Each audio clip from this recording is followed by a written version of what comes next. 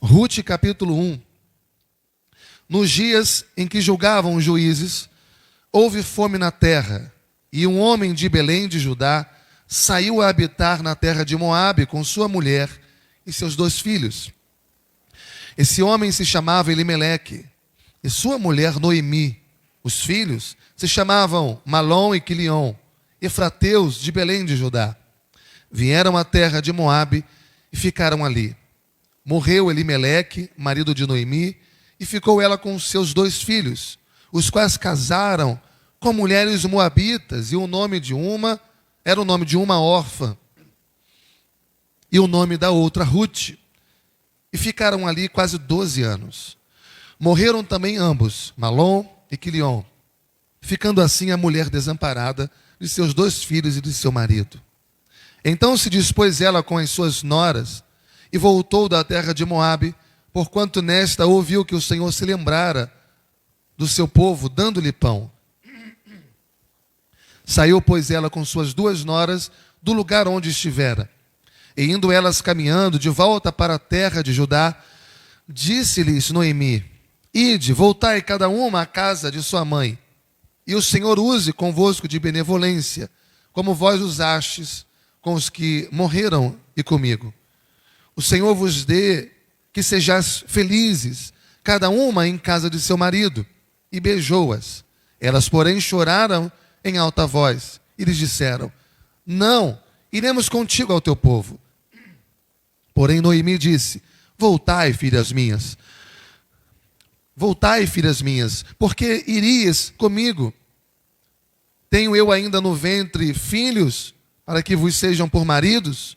Tornai, filhas minhas, ide-vos embora, porque sou velha demais para ter marido.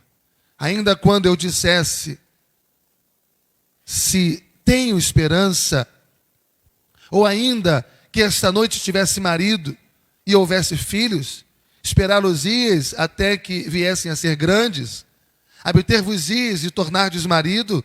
Não, filhas minhas, porque por vossa causa a mim me amarga o ter o Senhor descarregado contra mim a sua mão. Então, de novo choraram em voz alta. Orfa, com um beijo, se despediu de sua sogra. Porém, Rute se apegou a ela. Disse Noemi: Eis que tua cunhada voltou ao seu povo e aos seus deuses.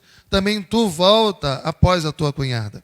Disse, porém, Rute: Não me instes para que te deixe, e não me obrigue a não seguir-te, porque aonde quer que fores, irei eu.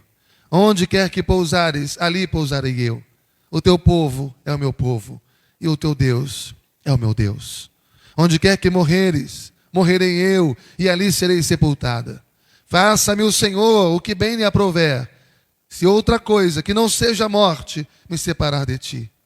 Vendo, pois, Noemi, que de todo estava resolvida a acompanhá-la, deixou de insistir com ela. Então ambas se foram até que chegaram a Belém. Sucedeu que, ao chegarem ali, toda a cidade se comoveu por causa delas. E as mulheres diziam: Não é esta Noemi? Porém ela lhes dizia: Não me chameis Noemi, chamai-me Mara, porque grande amargura me tem dado o Todo-Poderoso. Ditosa eu parti, porém o Senhor me fez voltar pobre. Por que, pois, me chamareis Noemi, visto que o Senhor se manifestou contra mim e o Todo-Poderoso me tem afligido? Assim voltou Noemi da terra de Moabe, com Rute, sua nora, a moabita, e chegaram a Belém, no princípio da cega da nevada. A história de Rute não é uma ficção. Essa história é um fato. Fato este que não está limitado ao tempo, 1010 anos antes de Cristo, mas que se repete na minha vida, que se repete na sua vida, que se repete na vida de muitas famílias até os dias de hoje. São tragédias, são situações indesejáveis, são perdas, muitas vezes repentinas, mas que acontecem, que vêm sobre a família, que vêm sobre o nosso lar, que vêm sobre a nossa casa. Como nós devemos reagir, como crentes, às tragédias da vida? É bom nós entendermos logo de início que existem 2 tipos de tragédias. as tragédias previsíveis e as tragédias imprevisíveis. Tem aquela que você vai trabalhando, vai agindo, vai, levando o seu dia a dia, a sua rotina, os desdobramentos das suas atitudes, das suas ações. Você sabe que aquilo lá na frente não vai dar certo. Mas tem aquelas que te pegam de surpresa, inesperadamente. Aquelas que acontecem por estarem fora do nosso controle, fora do nosso domínio, mas também aquelas que nós poderíamos evitar. E nós pagamos para ver. E no final, o resultado é um só. Mas há também na Bíblia histórias de tragédias que eram previsíveis, que poderiam ser evitadas. E nós precisamos, irmãos, ter sabedoria. Nós precisamos ter discernimento, à luz da palavra de Deus, para enfrentarmos situações na nossa família, na nossa vida. Nós estamos tratando o livro de Ruth, mas quando você olha o capítulo anterior, o livro anterior, Juízes, logo no último versículo, Juízes 21 e 25, vai narrar o contexto da história de Ruth. E diz o texto lá em Juízes 21 e 20, se você voltar uma página, você encontra isso. Naqueles dias, Juízes 21 e 25, não havia rei em Israel, e cada um fazia o que achava mais reto. Veja que o contexto da história é um contexto de anarquia. Não havia rei. É um contexto de falta de governo. É um contexto de falta de direção, de falta de proteção, de falta de provisão. Se você olhar bem a história, havia terra, havia fome na terra de Belém. Era um contexto de escassez, de fome. E aí surge essa família de crentes. E nesse contexto de fome, escuta isso, no contexto de perigo, no contexto de desespero, eles tomam uma decisão. Quantas decisões você tomou no momento de desespero? Porque o desespero nos leva a tomar decisões. Quantas decisões você tomou no momento inesperado, no momento triste, sem consultar a Deus? Foi o que aconteceu aqui. Nesse contexto de fome, esta família toma uma decisão, mas sem consultar a Deus. Que decisão foi essa? Vamos sair da nossa casa. Vamos sair da cidade que nós estamos. Vamos nos mudar para um outro bairro, para um outro lugar, para uma outra cidade. Vamos tentar uma vida nova lá. Porque há rumores de que a situação lá está muito melhor do que aqui. Então, por vontade própria, sem consultar a Deus, tomaram a decisão de sair da cidade. E eles vão para um lugar, exatamente para um povo que vivia de maneira contrária à vontade de Deus. Chegando lá, como se já não bastasse sair sem consultar a Deus e habitar no meio de um povo contrário à vontade de Deus, seus filhos constituem casamento misto. Havia uma proibição de Deus, que os servos do Senhor se casassem com os moabitas. E seus filhos, então, constituem casamentos proibidos. Se casam com as moabitas, contrariando a vontade de Deus. Eu estou falando tudo isso aqui, irmãos, porque quando a gente vai estudar certos assuntos na Bíblia, muitas vezes a gente não faz a avaliação dos detalhes do texto. Você não pode pegar assim, o texto solto. É importante que você vá investigar as motivações, as razões pelas quais decisões são tomadas aqui. E a primeira lição que eu aprendo aqui nesse texto, sobre como enfrentar traumas, problemas, ou tragédias previsíveis, é que, em primeiro lugar, nós precisamos de fazer uma avaliação dessa tragédia. É preciso que se faça uma avaliação do problema. Por que eu estou enfrentando isso? Não adianta você enfrentar um problema na sua família e orar a Deus e pedir para que Deus resolva, sem você investigar a origem daquele problema. Porque enquanto aquela origem não for resolvida, não for tratada, fica difícil. É importante, então, número 1, fazer uma avaliação desse problema. E diante disso, nós já temos um conselho. Muito cuidado com as decisões que você toma em tempos de crise. Muito cuidado com as mudanças que você faz, com as decisões que você assume,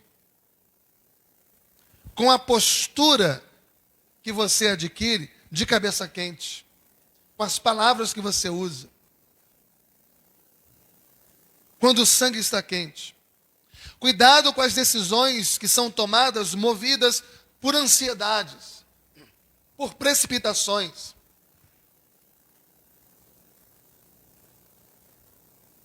Muitas vezes, nós tomamos decisões erradas em situações difíceis, quando a enfrentamos. E isso vai trazer, quando você enfrenta um problema, mas você toma uma decisão errada, a decisão errada, não necessariamente o problema, mas a decisão errada, vai trazer desdobramentos muito piores do que aquele problema em si. Muitas vezes não é o problema que você vive que vai te complicar depois, mas a decisão errada que você tomou diante daquele problema que veio sobre a sua casa, sobre a sua vida. Toda família enfrenta problema.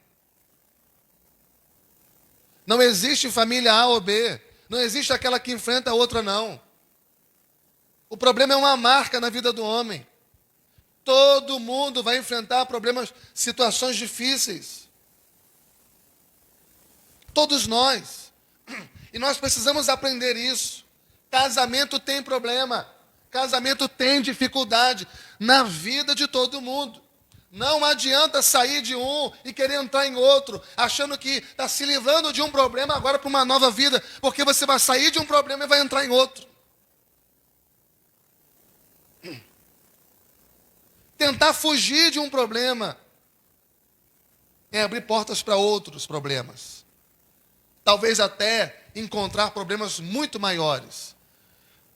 Uma pesquisa feita há um tempo atrás diz que a pessoa que se divorcia, que se livra de um casamento, e quando se casa pela segunda vez, em menos de 10 anos, descobre que o segundo casamento era pior do que aquele que teve. Obviamente, existem as suas exceções.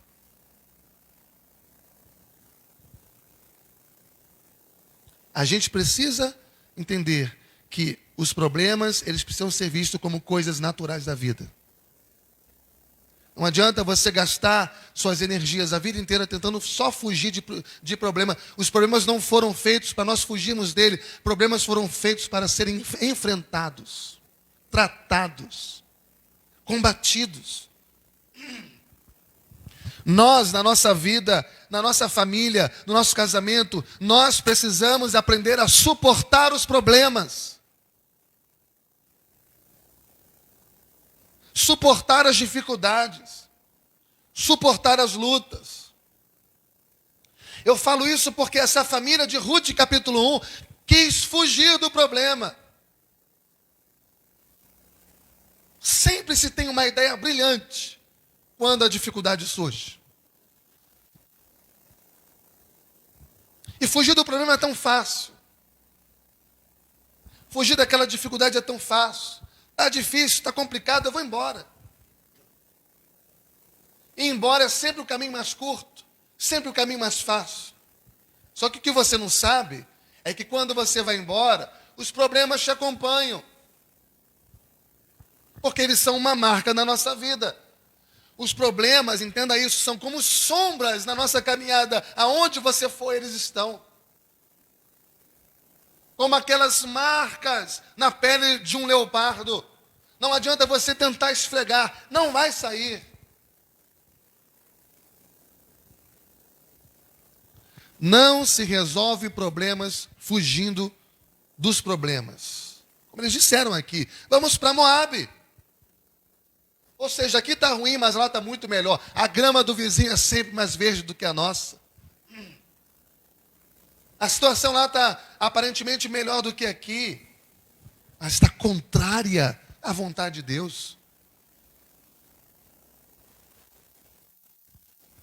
Nós que vivemos em família, cujos problemas sempre fizeram parte do nosso dia a dia, ouça isso, nós precisamos aprender a usar o problema ao nosso favor. Se você não pode se livrar daquele problema, use o problema ao seu favor. Como nós podemos usar o problema ao nosso favor? Os problemas geram em nós capacidade de resiliência. Os problemas nos amadurecem. De tanto que você enfrenta problema, suporta problema, trata problema e o combate. Quando os outros problemas vierem na sua vida, você agora já está resiliente, já está maduro. Você consegue lidar com aquilo e sair daquela situação muito melhor. Então, numa situação de tragédia, de trauma, de problema, nós precisamos não fugir, mas exercer a capacidade de resiliência. Precisamos nos reinventar, nos recriar, nos ressignificar. É preciso mudar o que necessário for. Um tom de voz, uma postura, um tratamento.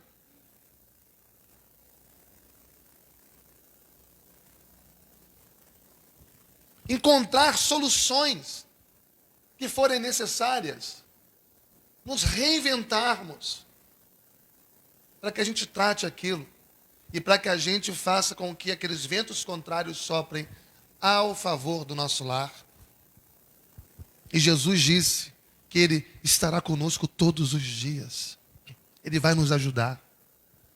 Até nos dias maus. Nos dias difíceis. Essa família tentou fugir. Ela tentou fugir porque não aprendeu a viver pela fé. O justo viverá pela fé. Momento de problema, de dificuldade, de escassez, de luta, é momento de viver pela fé. E a fé não cresce quando você foge. A fé cresce na dificuldade. A fé cresce no problema. A fé cresce na escassez. A fé cresce na tragédia. É na doença, na enfermidade. É no desemprego. É ali que a fé cresce. Porque é ali que você se agarra com Deus como nunca. E depende de Deus como nunca. Agora, se você foge, você não dá oportunidade para a fé crescer. Fugiu. Perdeu uma grande oportunidade na sua vida. Se você começar a fugir dos problemas da sua família, se você começar a fugir dos problemas do seu casamento, do seu relacionamento, você jamais terá uma fé crescente. Sua fé sempre será uma fé defeituosa. Parafraseando Jó, antes das tragédias, eu te conhecia apenas de ouvir falar. Mas agora, depois das tragédias, os meus olhos te veem. E porque ele não fugiu do problema, aquele problema que foi instalado na casa de Jó, mas ele suportou aquilo até o fim, sendo fiel a Deus. Deus o restituiu tudo. Tudo. Porque ele enfrentou. Porque ele ficou, porque ele tratou aquele problema dentro da sua casa. Essa família de Ruth, no capítulo 1, colocou as necessidades materiais acima das necessidades espirituais. Depois eu me resolvo com Deus. Isso aqui é proibido, isso aqui é contra a vontade de Deus, isso aqui é contra a palavra, mas eu estou com necessidade, eu preciso resolver isso aqui logo. E colocou as necessidades materiais acima das espirituais. Deixou de lado aquilo que Deus havia dado, em busca de novas oportunidades fora dos conselhos de Deus. É interessante aqui no texto que os próprios pais incentivaram os filhos ao erro. Os próprios pais. Os próprios pais que casaram seus filhos com pessoas estrangeiras. E era proibido por Deus. As consequências vieram. Você tem liberdade de fazer o que você quiser, fora dos conselhos de Deus. Tudo te é lícito. Mas saiba de uma coisa, as consequências virão. Mais cedo ou mais tarde, os desdobramentos de uma vida desobediente a Deus vai chegar. Mesmo que pareça bom, mesmo que pareça um mar de rosas. No início tudo são flores. Mas logo depois as consequências vêm. Elas sempre chegam. Pouco tempo se passou. E a Bíblia diz que Elimeleque, esse pai, esse chefe de família desobediente a Deus, morreu. Os filhos então se casam com as estrangeiras. Não se passou muito tempo. O primeiro filho, Malom, morre. Logo depois, o segundo filho, o Quilion, morre. Olha a tragédia instalada dentro dessa casa. Um chefe que toma uma decisão afastada da vontade de Deus. Os filhos que insistem em prosseguir a sua vida em família, desobedecendo a Deus. A morte encontra essa casa. Em pouco tempo, essa família que tentou fugir da crise, encontrando aparentemente um caminho muito melhor, ainda que longe dos conselhos de Deus, enfrentou uma tragédia. Perdeu o pai e os 2 filhos. E agora ficou Noemi, sozinha, viúva. E naquele contexto era complicado demais isso. Porque uma viúva sem marido, e muito mais sem filhos, era abandonada. Se pelo menos ela perdesse o marido e tivesse os filhos seriam o arrimo dela. Os filhos trabalhariam para sustentá-la. Só que agora ela não tem um homem dentro da sua casa. Ela está lançada à própria sorte. Ela está agora lançada à sarjeta da vida. Esse era o contexto da época. Completamente desamparada.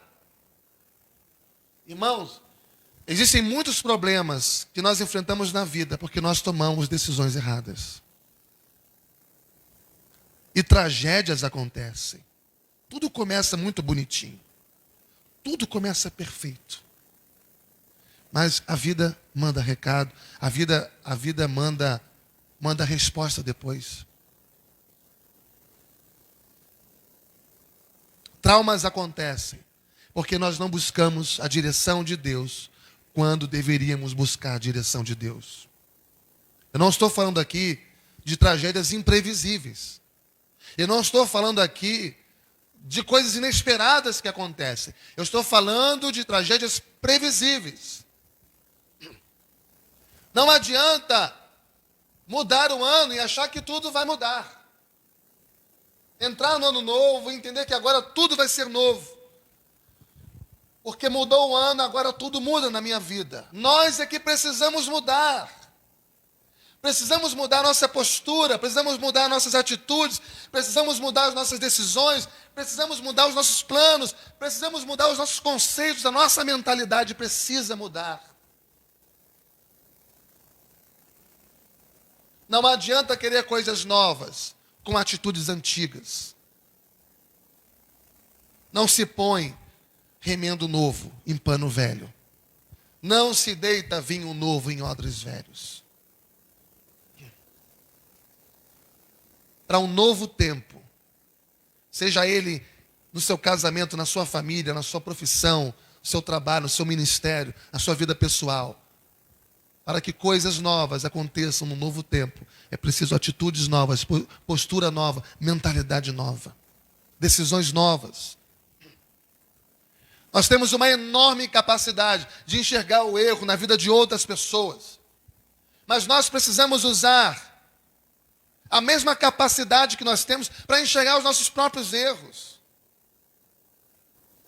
O que acontece é que a gente enxerga o cisco no olho do irmão, mas não enxerga a trave que está no nosso.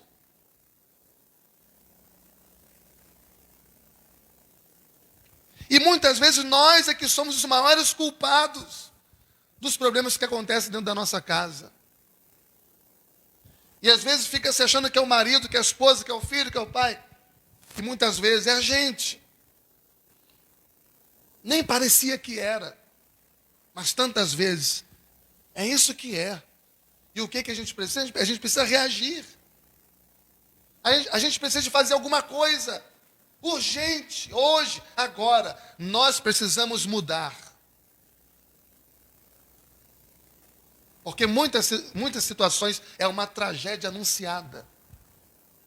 E a gente vive o sono da indolência.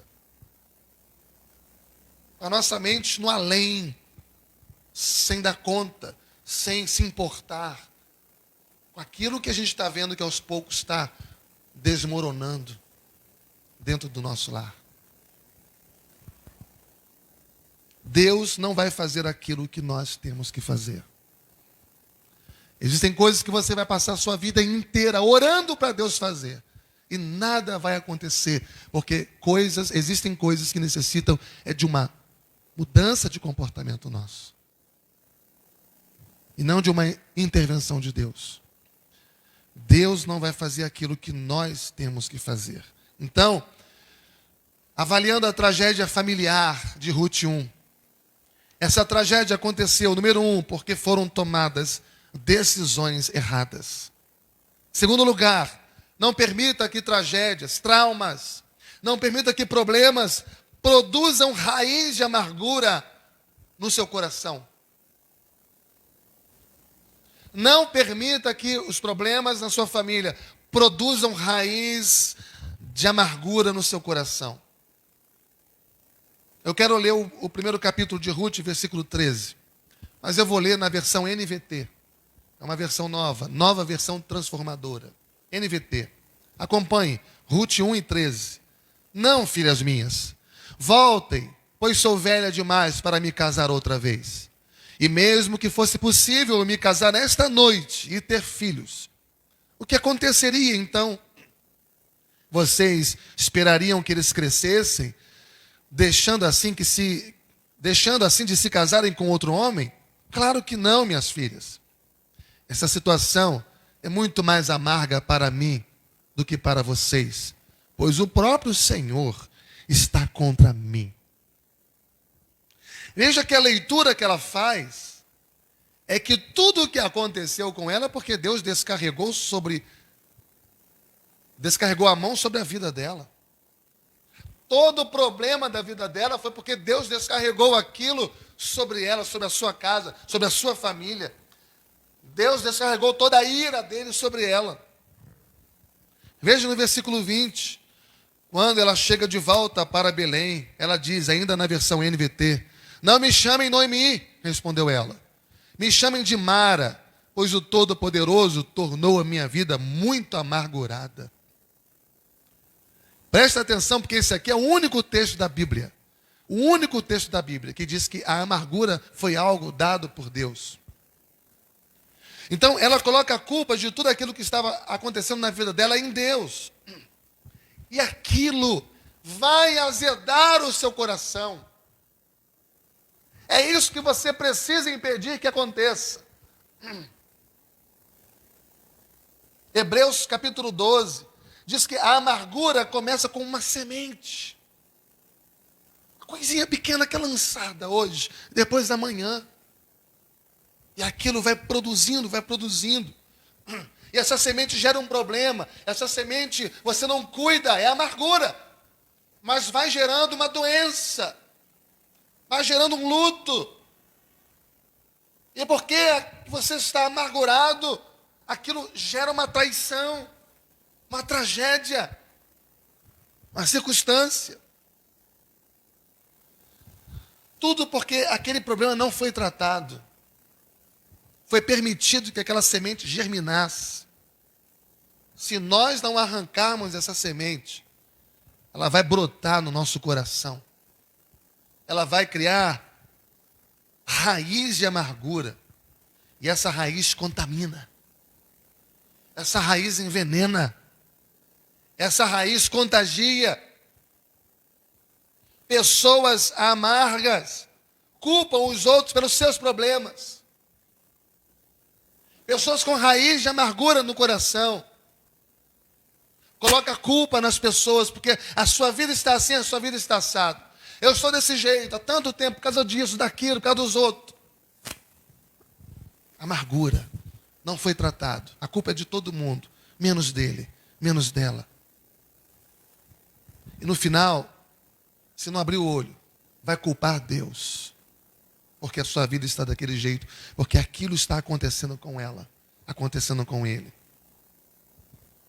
E a verdade, irmãos, é que a gente espera que Deus resolva tudo.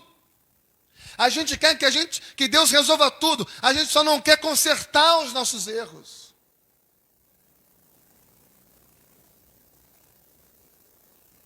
A gente quer que Deus transforme a nossa vida. A gente só não quer mudar a nossa postura. Reconheça os seus erros em nome de Jesus. Olha para a sua vida. Olha para o seu ministério, olha para o seu trabalho, olha para a sua empresa, olha para a sua família, olha para o seu casamento, olha para o seu relacionamento. Avalie por que esse problema aconteceu. Dê atenção a isso. Mas não permita que o seu coração somatize essa amargura com ressentimento, com revolta, com revanche. Terceiro lugar, entenda que as tragédias, mesmo aquelas pelas quais eu sou responsável, elas não estão fora do controle de Deus. Nada está fora do controle de Deus. Mesmo você tendo sido o culpado, Deus é soberano e está trabalhando nisso. Todas as coisas cooperam para o bem daqueles que amam a Deus. Se você está errado, você pode se arrepender e Deus pode endireitar. Deus conserta tudo. O vaso, ainda que estragado nas mãos do oleiro, ele não joga aquele barro fora. Ele faz daquele vaso estragado um vaso novo. Olha o que diz em Provérbios 3:6. Reconhece o Senhor em todos os teus caminhos, e Ele endireitará as tuas veredas. Reconhece o Senhor em todos os teus caminhos, e Ele endireitará as tuas veredas. A gente está em Ruth 1, certo? Mas quando você chega no capítulo 2, você vai ver que Deus vai colocar ali um libertador. Deus vai colocar um resgatador. Deus vai colocar aquele que vai ser usado para restaurar essa família. Aquele que Deus vai usar para dar um neto a Noemi, e esse neto será o ascendente do rei Davi. E Deus então vai trabalhar. E Deus então está trabalhando. Porque se a história terminasse no capítulo 1, seria terrível. Se a história terminasse com os erros e com as nossas falhas, o que seria de nós? Mas tem os capítulos seguintes da nossa vida. E tudo que está acontecendo em todos os capítulos de Ruth e nos capítulos da nossa vida, Deus está no controle. Ele pega até as burradas que a gente faz para transformar aquilo em glória para o nome dele. Principalmente quando nos arrependemos e nos quebrantamos diante dele. Ruth capítulo 2, versículo 12. O Senhor retribua o teu feito e seja cumprida a tua recompensa do Senhor, Deus de Israel, sob cujas asas vieste buscar refúgio. Chegou no momento que ela deixou a amargura de lado e ela foi buscar refúgio nas asas do Senhor. Finalmente. O Senhor retribua o teu feito e seja cumprida a tua recompensa do Senhor, Deus de Israel, sob cujas asas vieste buscar refúgio. Entender que os problemas fazem parte da minha vida. Os problemas fazem parte do meu casamento. Os problemas fazem parte da minha família. Me leva a buscar em Deus refúgio. Refúgio à sombra do Onipotente. Buscar refúgio sob as asas do Todo-Poderoso. Olha o que diz em Salmo 57, versículo 1. Tem misericórdia de mim, ó Deus. Tem misericórdia de mim, pois em ti a minha alma se refugia. À sombra das tuas asas me abrigo, até que passem as calamidades. Tem misericórdia de mim, ó Deus. Tem misericórdia, pois em ti a minha alma se refugia. À sombra das tuas asas me abrigo, até que passem as calamidades. Minha vida, meu trabalho, minha empresa, minha família, meu casamento, meu ministério, meus relacionamentos. O problema está à porta, a luta está na espreita, a crise chega, a situação está difícil. Onde que você deve buscar refúgio?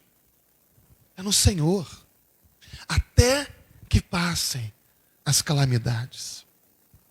Ou seja, não adianta reclamar, não adianta murmurar, não adianta fugir, não adianta se precipitar, não adianta pensar besteira, não adianta fazer besteira. Você precisa se refugiar em Deus. Você precisa buscar no Senhor proteção para a tua vida, conforto, consolo, sob as asas do Altíssimo. Isso parece ser tão simples.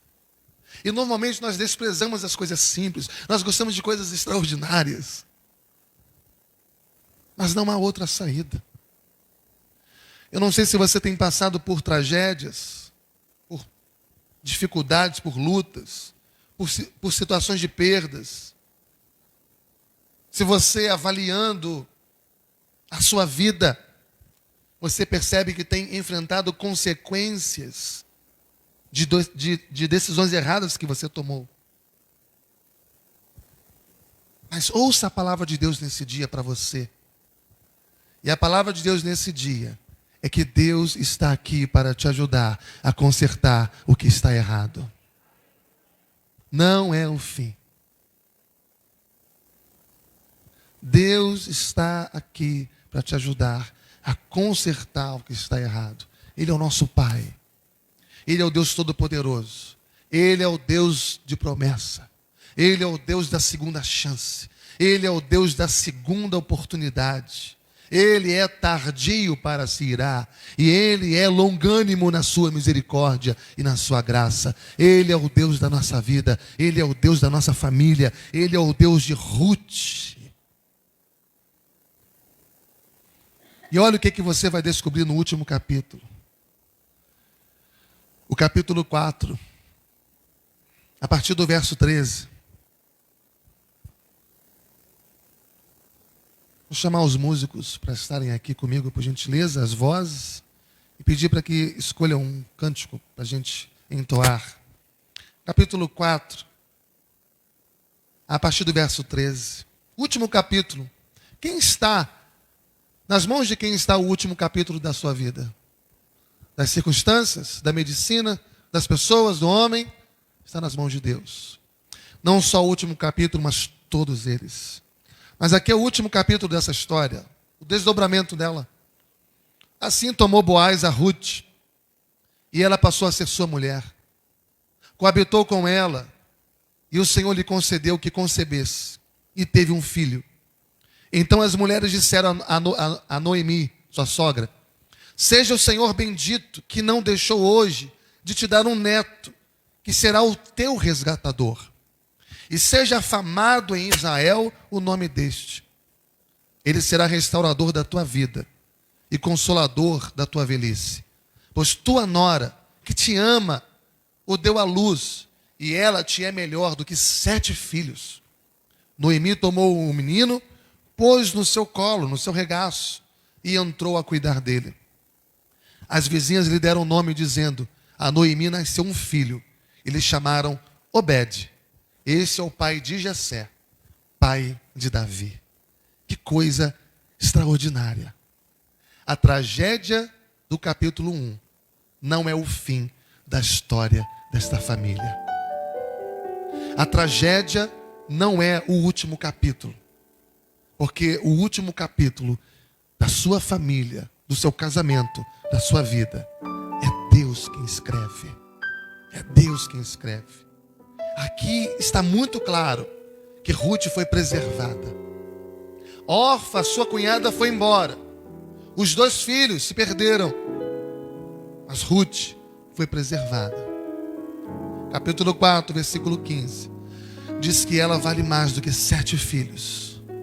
Deus estava escrevendo a sua história. Não desanime do seu casamento. Não desanime da sua família. Não desista da sua própria vida. Quantas tristezas, quantas lutas a gente enfrenta. Às vezes enfrentamos coisas que dá desânimo mesmo, desmotiva mesmo. Mas nós temos um Deus. E o nosso Deus, Ele é restaurador. Nós somos como vasos nas mãos do oleiro. Ele conserta, Ele endireita, e Ele refaz. Porque Ele pode fazer tudo novo. Amém, meus irmãos? Feche os olhos, chamar o pessoal do louvor. Nós vamos orar. Senhor, nós oramos a Ti nesse momento. Quantas vezes na vida, quantas vezes na família, quantas vezes no casamento são tomadas decisões erradas, são tomadas decisões impensadas e refletidas. Quantas decisões são tomadas sem consultar ao Senhor, e isso traz tantas dificuldades, Pai. Isso traz tantos sofrimentos. Mas o Senhor permite essas coisas acontecerem porque o Senhor está trabalhando em nós. O Senhor sabe que isso deixa sequelas, deixa marcas, traumas, feridas nos nossos corações. Então, Senhor, vem nos curar. Cura cada família, cura cada casamento, cura cada relacionamento, cura cada coração, cada mente. E em cada família, que o Senhor venha retirar toda a amargura. Que em cada lar, o Senhor venha retirar todo o ressentimento, toda a tristeza, toda a desilusão, todo o sentimento de fracasso, de desesperança. E que possamos, Senhor, buscar refúgio em Tuas asas, até que todas as calamidades passem. Conforta, Senhor. Consola, Senhor. Anima, Senhor. Derrama o óleo da alegria na cabeça e no coração de cada crente, de cada filho, filha que me ouve nesta hora. E que a Tua paz, que excede a todo entendimento, guarde a nossa mente e o nosso coração em Cristo Jesus. Venha nos curar, venha nos restaurar, venha nos animar, venha nos dar novas esperanças, novas perspectivas. Não queremos achar que somos melhores, até porque não somos, mas queremos andar humildemente na Tua presença, com o coração quebrantado, sempre na Tua total dependência. Essa é a nossa oração, que fazemos em nome e por amor do nosso Senhor e Salvador Jesus Cristo. E que todos digam amém.